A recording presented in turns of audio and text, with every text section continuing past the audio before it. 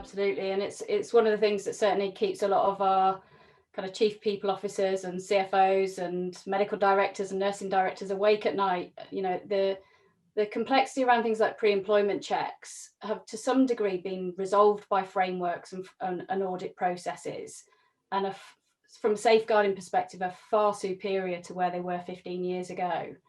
But if you look at things like modern slavery, particularly in the social care sector, it genuinely remains a real risk. And there's lots of organisations working very hard as either bank providers or agency providers to ensure that that risk is minimised.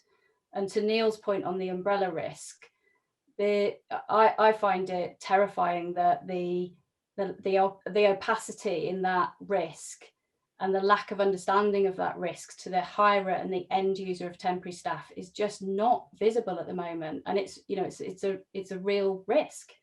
And if you look at the emergence of the umbrella schemes, mini umbrellas, unscrupulous umbrellas, we process 18,000 payments to workers on behalf of NHS trusts every single week directly. We indirectly manage 580 suppliers of different flexible workers across sectors.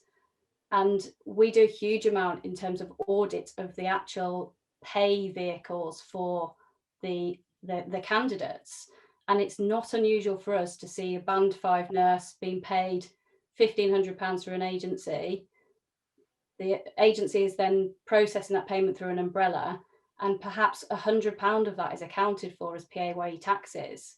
And some of that risk flows directly back up the supply chain to the hirer. And that risk at the moment, without technology, without supply chain management in operation, creating some visibility and control, is impossible to see. And it's something that at the moment, I know Neil and the REC are doing quite a lot of lobbying with both members and with the government around. You know, HMRC need to make some decisions on it and actually help the sector get to grips with it.